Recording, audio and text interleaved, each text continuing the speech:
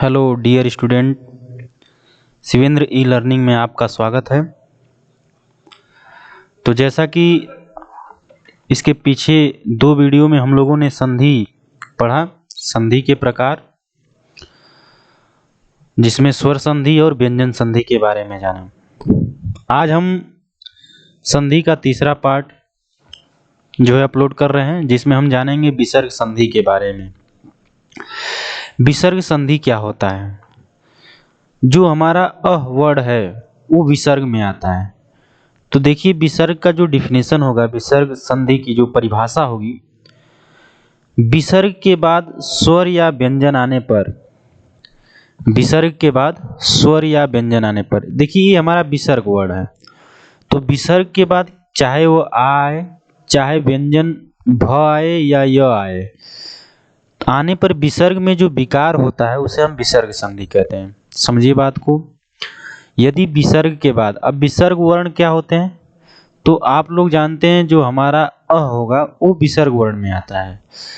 तो विसर्ग के बाद स्वर या व्यंजन आए तो उसके मेल से जो विकार उत्पन्न होगा या नया शब्द बनेगा उसको हम बोलेंगे विसर्ग संधि।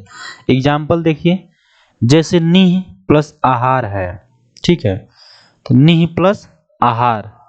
तो यहाँ जो हमारा कुछ नियम भी होते हैं कि यदि आपका विसर्ग के पूर्व अ आ ये न हो और उसके बाद यदि अ आए तो उसका जो है र हो जाता है।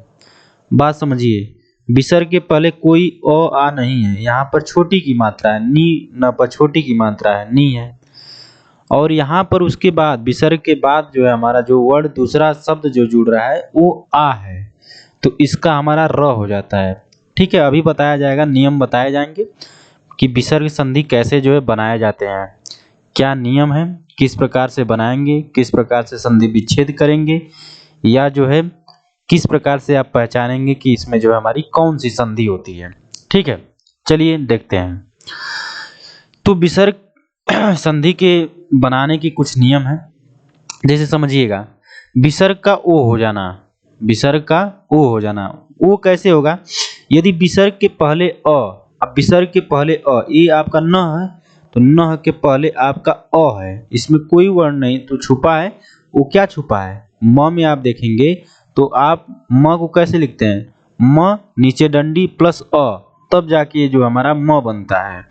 तो न के पहले हमारा अ है, अर्थात यही कहने का मतलब है कि विसर्ग के पहले अ और बाद में अ, बाद में भी यहाँ देख रहे हैं कि अ आ रहा है, अथवा प्रत्येक वर्ग का तीसरा, चौथा, पांचवा वर्ड, ये आपको बताया गया है कि प्रत्येक वर्ग का तीसरा, प्रत्येक वर्ग का तीसरा और चौथा और पांचवा वर्ण क्या होता है।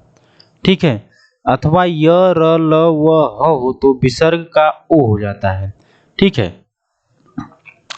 वर्ग का, अब वर्ग में आ जाइए तो वर्ग में तीसरा और चौथा पांचवा वर्ड क्या आएगा? किसी वर्ग में आप आ जाइए तो वर्ग में तीसरा क ख ग, तो ये हमारा ग हो गया। इसी तरह किसी वर्ग में आपका जो है तीसरा, चौथा जो वर्ड, समझ रहे हैं बात को? तो ये हमारा, यदि य र ल व या ह भी आए तो विसर्ग का ओ हो जाएगा, ये ध्यान देंगे। या विसर्ग के पहले अ आए और बाद में भी अ आए, या प्रत्येक वर्ग का तीसरा, चौथा और पांचवा वर्ग। आपको बताया गया था कि वर्ग जो है, वर्ग में क्या होता है, तो पहले वर्ग में हमारा कचटतप आप याद कर लीजिए, जैसे क ख ग घ अंज्ञा, च छ ज झ इया, तो इस प्रकार से, समझ रहे ना, ये आप याद कर लीजिए। तो तीसरा, चौथा, पांचवा वर्ण अथवा य र ल व या ह हो तो विसर्ग का ओ हो जाता है। जैसे यहाँ एग्जाम्पल देखिए, मनः प्लस अनुकूल है, तो न के पहले अ है और अनुकूल भी लिखा जा रहा है तो स्टार्टिंग का भी अ है, तो ये मनः प्लस अनुकूल मिलकर बनाएंगे मनोनुकूल। समझिए, न पर क्या चढ़ जाएगा? यहाँ पर विसर्ग पे चढ़ता है मात्राएं, मात्राएं जहां से अगर तोड़े जाते हैं उसी पर मात्राएं भी चढ़ती हैं। जैसे मनः प्लस अनुकूल है तो अ और अ ये आपका क्या हो जाएगा? ओ हो जाएगा, यहाँ पर है ना, ओ हो जाएगा। तो उसी न पे हमारा क्या चढ़ जाएगा, ओ की मात्रा चढ़ जाएगी, तो हमारा क्या हो जाएगा, मनोनुकूल, मनोनुकूल। ठीक है। इसी तरह से तपह प्लस बल है, तो यहाँ पर अ है और यहाँ पर भी आपका क्या है, ये व्यंजन संधि है, तो बल, तो इस पर हमारा प पर क्या चढ़ जाएगा, ओ चढ़ जाएगा, तो हमारा क्या हो जाएगा, तपोबल हो जाएगा। ठीक है। इसी तरह से देखिए यहाँ पे मनः प्लस हर है, तो यहाँ पे न पे हमारा क्या चढ़ जाएगा, ओ की मात्रा चढ़ जाएगी, क्या चढ़ जाएगा, ओ की मात्रा चढ़ जाएगी। ठीक है। तो हमारा क्या हो जाएगा, मनोहर। यदि य या आपका यहाँ देख रहे हैं ग, या तो आपका द, या तो जो है र या ह, ये सब आएंगे तो उस पे हमारी किसकी मात्राएं चढ़ जाएंगी, ओ की मात्राएं चढ़ जाएंगी, ये ध्यान देंगे आप। तो ये पहला नियम था विसर्ग संधि बनाने के, जो है पहले नियम थे। आइए दूसरा नियम, विसर्ग का र कैसे हो जाता है। देखिए, यदि विसर्ग के पहले अ आ को छोड़कर, हम बताए थे ना कि अगर विसर्ग के पहले अ और आ नहीं है, समझिए अगर नहीं है तो उनको छोड़कर कोई भी स्वर आता है, कुछ भी आए, तो उसका हमारा जो है क्या हो जाएगा, र हो जाएगा। और ये भी ध्यान देंगे, तीसरा चौथा और पांचवा वर्ण, ये भी तीसरा चौथा और पांचवा वर्ण अगर ये भी आता है, और यदि य र ल व अंतस्थ व्यंजन भी आते हैं, इनको हम बोलते हैं अंतस्थ व्यंजन। कौन सा व्यंजन बोला जाता है, अंतस्थ व्यंजन। ठीक है ना। हम बताएंगे वर्णमाला में, एक नेक्स्ट जो वीडियो आएगी वो आपका वर्णमाला से ही होगा, जिसमें जो है हम लोग जानेंगे अनुनासिक स्वर क्या होता है, नासिक स्वर क्या होता है, अंतस्थ व्यंजन क्या होता है, कंठस्थ व्यंजन क्या होता है, दंत ओष्ठ, ये जो भी हैं ये सब जो है व्यंजन, कहने का मतलब वर्णमाला की जो है वीडियो अपलोड की जाएगी। उसको पहले जो है, लेकिन सिलेबस में पहला जो है आपका चैप्टर संधि था, तो हम सोचे कि जो है संधि पढ़ा दें, लेकिन हम उसको पहले जो है कल जो है वो वीडियो आपका वर्णमाला अपलोड किया जाएगा, जिससे आपको संधि भी समझ में आएगा और आने वाले जो भी सिलेबस में आपके चैप्टर हैं वो भी आपको समझ में आएंगे। ठीक है। चाहे वो वर्तनी हो, चाहे जो भी है, तो जो है आपको समझ में आएगा। चलिए देखते हैं विसर्ग का र कैसे हो जाता है। यहाँ बात चल रही थी कि यदि अ और आ को छोड़कर, मतलब विसर्ग के पहले अ और आ नहीं है, उसके बाद अगर कोई भी स्वर जुड़ता हो, या आ उ या बड़ाऊ या तीसरा चौथा पांचवा वर्ण या अंतस्थ व्यंजन जुड़ते हैं, तो उनका विसर्ग क्या हो जाएगा, र हो जाएगा। आइए एग्जाम्पल देखते हैं। जैसे निह प्लस आशा है, निह के पहले कोई अ या आ नहीं है, लेकिन छोटी की मात्रा है, यहाँ पे विसर्ग निह है, और यहाँ पर आपका बाद में जुड़ रहा है क्या, आशा जुड़ रहा है। ठीक है डियर। तो आ यहाँ पर है, तो इसका अभी बताया गया है कि हमारा यहाँ पर क्या हो जाएगा, र हो जाएगा। तो हमारा ये देख पा रहे हैं कि नी रासा हो जाएगा, क्या हो जाएगा, निराशा हो जाएगा। इसी तरह निह प्लस धन है तो निर्धन हो जाएगा, र चढ़ जाएगा।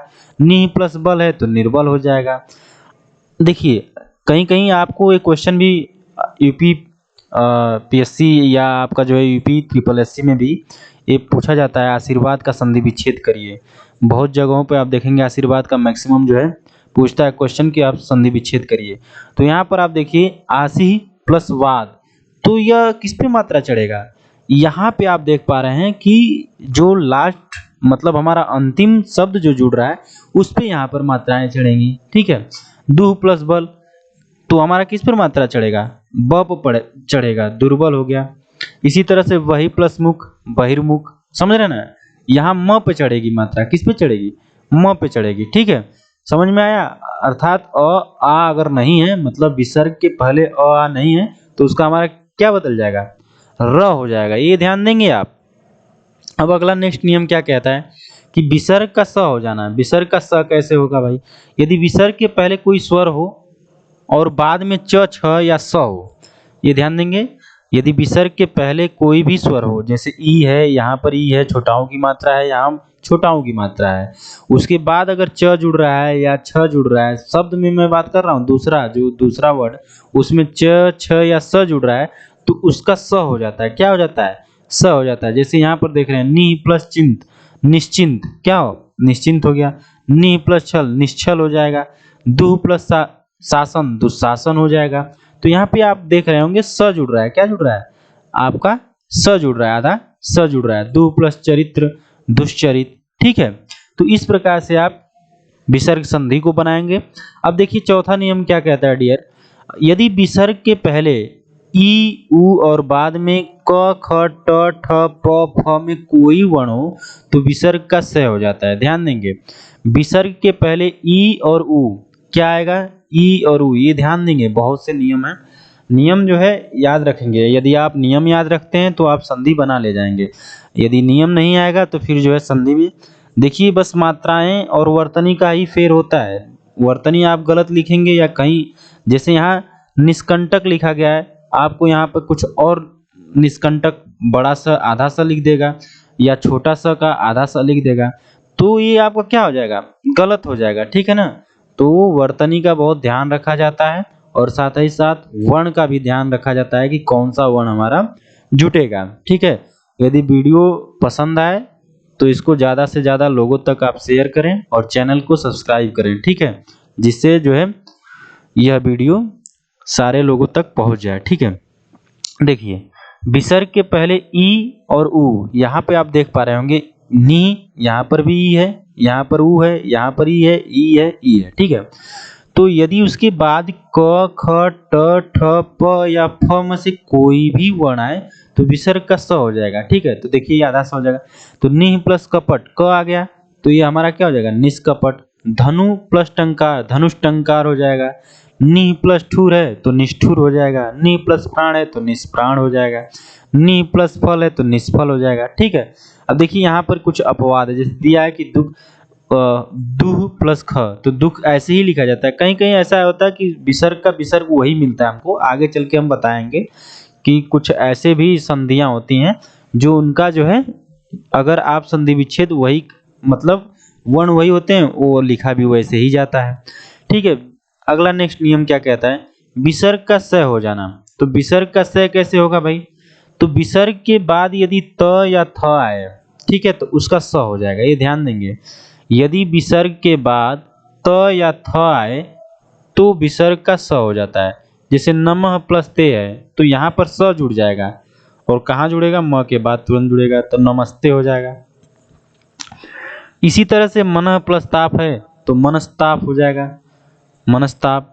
दुह प्लस तर है तो दुस्तर हो जाएगा। निह प्लस तेज है तो निस्तेज हो जाएगा। निह प्लस संताप है तो निस्संताप हो जाएगा। दुह प्लस यहाँ साहस है तो दुस्साहस हो जाएगा। देखिए विसर्ग का लोप कहीं कहीं आपका क्या होता है, जैसे लोप हो जाना, ठीक है ना, लुप्त हो जाना। ठीक है ना, तो विसर्ग के बाद यदि छ हो तो विसर्ग लुप्त हो जाता है। जैसे और च का आगम आ जाता है, वहां पे आप आधा च जुड़ जाएगा। यहाँ पर आप देख पा रहे होंगे कि अनुह प्लस छेद है तो आपका क्या हो जाएगा, छ से पहले च जुड़ जाएगा, आधा च जुड़ जाएगा तो अनुच्छेद हो जाएगा।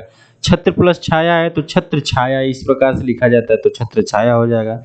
विसर्ग के बाद र हो तो विसर्ग लुप्त हो जाता है और उसके पहले का स्वर दीर्घ हो जाता है। दीर्घ समझ रहे ना, दीर्घ शब्द जैसे ह्रस्व स्वर और दीर्घ स्वर बताएंगे। ह्रस्व स्वर में आपका अ आता है, छोटी और छोटा ऊ आता है, और दीर्घ स्वर में हमारा क्या आता है, जैसे बड़ा आ हो गया, आम आ हो गया, बड़ी ई हो गई, बड़ाऊ हो गया। ठीक है, ये सब जो है हमारे क्या है, दीर्घ स्वर हैं। ठीक है, तो जैसे नी प्लस रोग है डियर, तो यहाँ पे हमारा क्या हो जाएगा, निरोग हो जाएगा। समझिए क्या हो जाएगा, जैसे यहाँ छोटी की मात्रा है तो हमारा किस में बदल जाएगा, यहाँ पर ह्रस्व स्वर में है तो यहाँ हमारा क्या बदल जाएगा, यहाँ पर दीर्घ हो जाएगा। ठीक है, तो देख रहे हैं न पर बड़ी की मात्रा चढ़ जा रही है, हमारा क्या आ जा रहा है, दीर्घ स्वर आ जा रहा है तो निरोग हो गया। इसी तरह से नी प्लस रस है तो बड़ी की मात्रा चढ़ जाएगी तो नीरस हो जाएगा। ठीक है, यदि विसर्ग के पहले अ या आ हो तो विसर्ग के बाद कोई भिन्न स्वर हो तो विसर्ग का लोप हो जाता है। जैसे देखिए यहाँ पर अतः प्लस एव है तो यहाँ अत एव हो जाएगा, क्या हो जाएगा, विसर्ग लुप्त हो जा रहा है। यहाँ देख रहे हैं ना आपका क्या हो जा रहा है, विसर्ग जो है लुप्त हो जा रहा है तो अत एव हो जाएगा। ठीक है डियर, आगे देखिए विसर्ग में परिवर्तन न होना, अभी बात कर रहे थे ना कि विसर्ग से ज्यों का त्यों लिखा जाता है। ठीक है, जैसे विसर्ग के पूर्व अ हो और तथा बाद में क या प हो, ये ध्यान देंगे। ये नियम हमेशा मतलब बहुत से एग्जामों में आप देखेंगे कि ये इस नियम पर जो है संधियां बहुत बार पूछी गई हैं।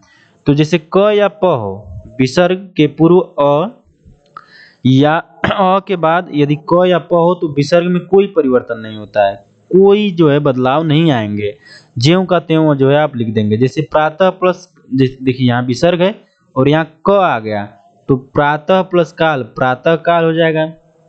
इसी तरह से अंतः प्लस करण है तो ये आपका क्या हो जाएगा, अंतःकरण हो जाएगा।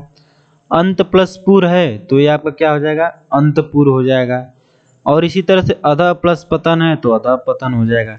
कुछ अपवाद भी हैं, जैसे नम एवं पुर को देख रहे हैं आप, विसर्ग का स हो जाना, जैसे नम प्लस कार नमस्कार। देखिए ये बहुत बार एग्जाम में पूछा गया, नमस्कार का संधि विच्छेद, और कौन सी संधि है ये भी पूछा जाता है, और इसका संधि विच्छेद करिए, ये हमेशा नमस्कार का जो है पूछता है एग्जाम में। तो नमः प्लस कार नमस्कार, क्योंकि आपका विसर्ग के बाद का आ जाएगा तो उसका हमारा क्या हो जाएगा, स हो जाएगा। ठीक है, पूरा प्लस कार पुरस्कार हो जाएगा। ठीक है, ये दोनों संधियां बहुत बार एग्जामों में पूछी गई हैं। ठीक है,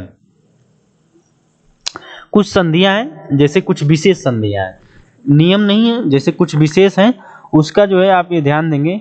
जैसे आ का अ हो जाना, बड़ी ई का ई हो जाना, ई उ ई का उ हो जाना। ठीक है, ह का भ हो जाना, ऐसी संधियां जो है पूछी जाती हैं। जैसे देखिए अमचूर का संधि विच्छेद क्या होगा, तो अम प्लस चूर। देखिए कुछ ऐसा क्या होता है कि अम तो कोई शब्द नहीं होता है, तो शब्द क्या होता है हमारा, आम होता है। समझ रहे हैं बात को, संधि विच्छेद भी शब्दों में होता है कि जो शब्द जो है लिखने में कहीं देखा गया हो या बोलने में जो है उसका यूज किया गया हो, तो ऐसे वर्ड में ऐसे शब्दों में ही जो है टूटता है। तो कोई ऐसा नहीं शब्द कि अम और चूर, अमचूर, अमचूर कहीं अम तो होता नहीं है, तो हमारा अमचूर का क्या हो जाएगा, आम प्लस चूर क्या हो जाएगा, अमचूर हो जाएगा। तो यहाँ आ का अ हो जाना। ठीक है, कुछ विशेष संधियां हैं, इसको आप ध्यान देंगे।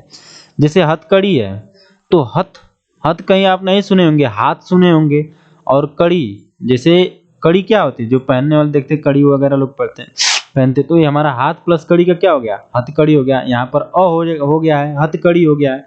जैसे राज प्लस वाड़ा तो रजवाड़ा हो गया, यहाँ पे अ हो जाना। लड़का प्लस पन लड़कपन हो गया। कान प्लस कटा कनकटा हो गया। अब यहाँ दूसरा है ई या बड़ी ई के स्थान पर ई हो जाता है, क्या हो जाता है, ई। समझ रहे हैं, जैसे शक्ति प्लस आ तो शक्तियां, यहाँ पर क्या हो गया, इया।